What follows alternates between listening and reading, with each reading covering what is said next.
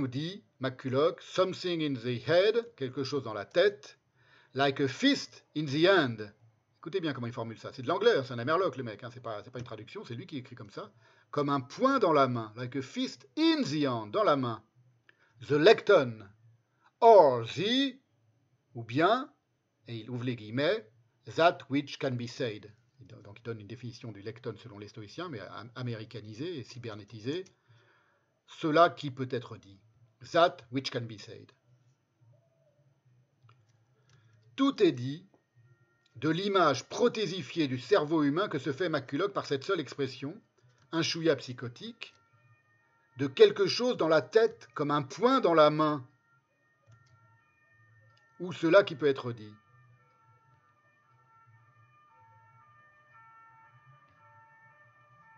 Je vais y revenir.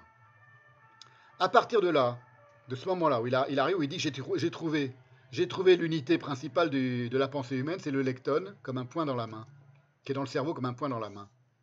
C'est bizarre parce qu'il passe du caractère, de l'encre du caractère de Shakespeare au poing dans la main. Il veut frapper quelque chose, tordure, de McCulloch. À partir de là, tout le texte de McCulloch, qui avait déjà un ton un brin mégalomaniaque, donc il explique qu'il est en train de donner un cours magistral à ses amis sur le calcul de l'intentionnalité. Il dit lecture, il donne un cours à ses amis qui lui ont posé la question. Il dit mais pourquoi tu veux absolument calculer l'intentionnalité? Il répond à Shakespeare, hein, donc il n'y a plus de mesure dans la deux-mesures. Hein. Monsieur répond à la question de Shakespeare. Shakespeare pose une question, bah lui, McCulloch, il a trouvé la réponse. Ça prend vraiment un tour carrément délirant, tout ce texte dont je suis en train de vous parler.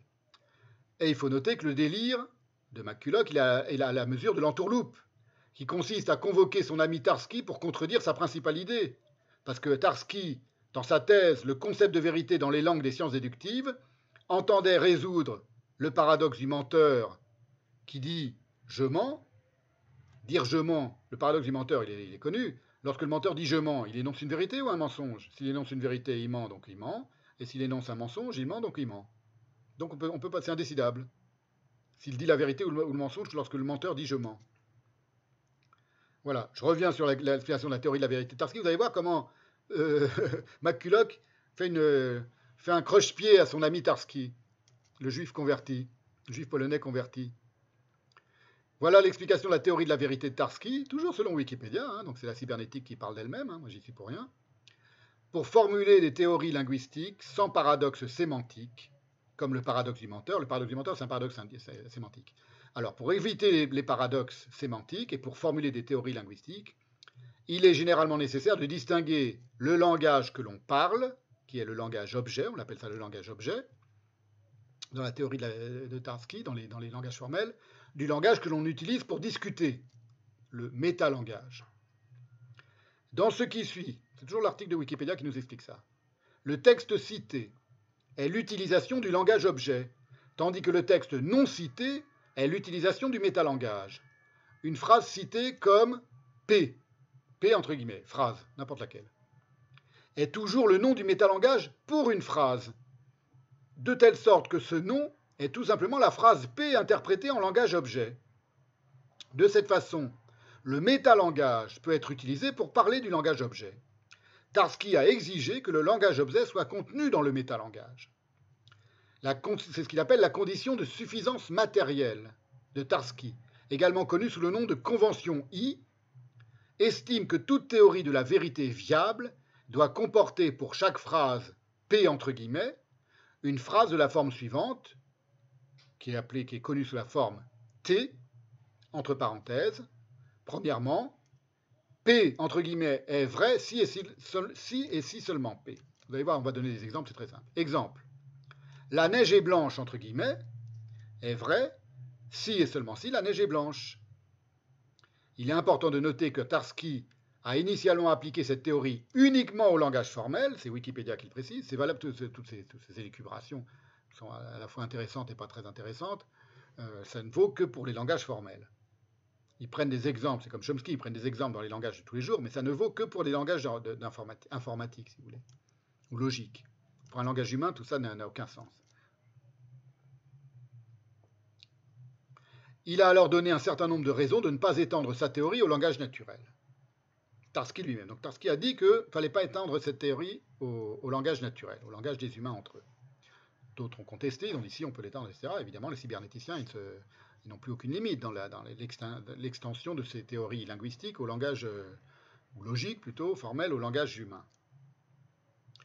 Mais, pour vous résumer tout ça en un mot, pour que ce soit compréhensible, le point dans la main de McCulloch, ce qu'il appelle le point dans la main, c'est une tentative aussi grossière que l'expression même, point dans la main, de capturer le métalangage, le point, dans le langage, la main. Alors qu'en langage naturel, et non en délire d'androïde, il n'y a de point que là où la main se referme. Le point et la main, c'est une seule et même chose. Et se referme non pas sur un point, mais en un point. Elle ne se referme pas sur un point. Elle ne capture pas un point, la main, lorsqu'elle se renforme en point. Elle devient point. Un point, c'est tout. Elle se referme en un point avec lequel elle ne fait plus qu'un. Vous voyez, rien que dans le langage, dans le mot à mot, de la manière dont ce McCulloch décrit sa grande trouvaille, on sent pointer le délire. Cette association distordue par McCulloch de la main et de la pensée, elle n'est pas anodine, elle n'arrive pas au hasard, elle est bien plus importante qu'il y paraît. C'était déjà une maxime d'Anaxagore, le grand présocratique Anaxagore, en opposition avec la thèse des causes finales d'Aristote. Parce que pour Anaxagore, comme pour Heidegger par exemple, l'homme pense parce qu'il a des mains, alors que pour Aristote, l'homme a des mains parce qu'il pense. La main, la pensée est la cause finale de la main. L'homme a des mains parce qu'il pense et qu'il a besoin, pour que sa pensée s'exerce sur le monde, de saisir le monde. C'est ce que rend Aristote dans les parties des animaux. Anaxagore dit que l'homme est le plus raisonnable des animaux parce qu'il a des mains, mais il est plus logique, le mot est de Aristote, de penser que c'est parce qu'il est le plus raisonnable qu'il a reçu des mains, car les mains sont des outils. Et la nature dispense toujours à chacun, comme le ferait un homme raisonnable, ce dont il est capable de se servir. Alors, j'ai déjà parlé du rapport de la main et de la parole chez Heidegger dans son Parménide, et de la raison expliquée par Heidegger pour laquelle taper à la machine, ça ne serait pas équivaloir à écrire à la main. Si vous vous souvenez, c'est dans les séances de 2020, consacrées à Heidegger. Là, on est au cœur, en plein cœur, vraiment, de la source de l'animosité cybernétique vis-à-vis de la pensée. Donc McCulloch est le symptôme, c'est pour ça que j'en parle tellement en détail aujourd'hui, avec ces histoires de mains et de machines pensées.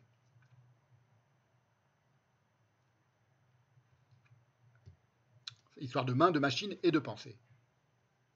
Voilà ce qu'écrivait Heidegger. J'ai vérifié, je ne vous avais pas cité à l'époque cette phrase de Heidegger sur le rapport entre la main et la pensée, donc je vous le dis maintenant.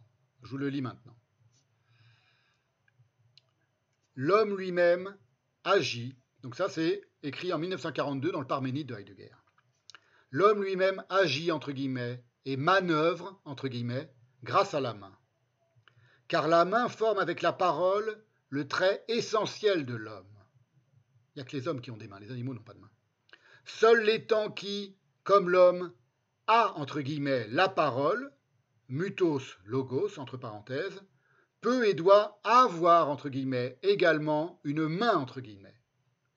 Grâce à la main, continue Heidegger, ont lieu non seulement la prière et le meurtre, le salut et le remerciement, le serment et le signe, mais aussi l'œuvre, entre guillemets, de la main, le métier, entre guillemets, de l'artisan qui travaille à la main, l'instrument.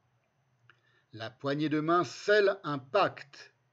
Il écrit der Handschlag, la poignée de main, Gründent. On retrouve le Grund encore de tout à l'heure. Den Bündingen Bund. Littéralement, la poignée de main fonde le lien lié, den Bündingen Bund. Bund, c'est le lien lié, ou la liaison du lien, si vous voulez. Je vous mets ça rapidement sous les yeux. Bundi, c'est le mot dans le dictionnaire, dans le Valat et dans le Zax et Vilad, pardon. Vous voyez, Bundish. Ce sont toutes les acceptions du mot Bundish. Laconique, serré, raisonnement serré, concluant, valide. qui est bien lié, si vous voulez. Donc c'est un mot important, c'est un mot très important. Bund en allemand et Bond bien lié en anglais. On va voir qu'on va le retrouver chez McCulloch.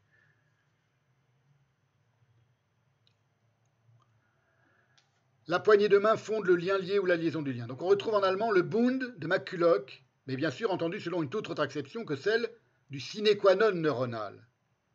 Der Bond, c'est l'union, le pacte, l'alliance. Bundi, vous l'avez sous les yeux, c'est ce qui est valide, concis, serré en parlant d'un raisonnement. Je continue avec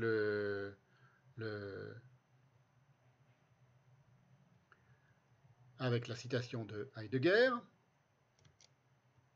La main déclenche une œuvre, entre guillemets, de destruction. La main ne se déploie en tant que main que là où il y a décèlement et scellement. Aucun animal n'a de main, continue Heidegger, et d'une patte, d'une serre ou d'une griffe, jamais ne naît une main. Même la main désespérée, et elle, moins que tout autre, n'est jamais une griffe avec laquelle l'homme s'agrippe, entre guillemets. Ce n'est qu'à partir de la parole, et avec la parole, que surgit la main. Ce n'est pas l'homme qui a des mains. Vous voyez, quand je fais des gestes avec ma main, c'est exactement ce qu'est en train d'expliquer Heidegger. Ce n'est pas l'homme qui a des mains, mais la main qui porte l'essence de l'homme, car la parole, comme domaine d'essence de la main, est le fondement de l'essence de l'homme, la parole comme parole inscrite, qui ainsi se dévoile au regard, est la parole écrite, l'écriture, et la parole comme écriture est le manuscrit, écrit à la main. Vous trouverez tout ça dans le Parménide de Heidegger, page 132 de la traduction française.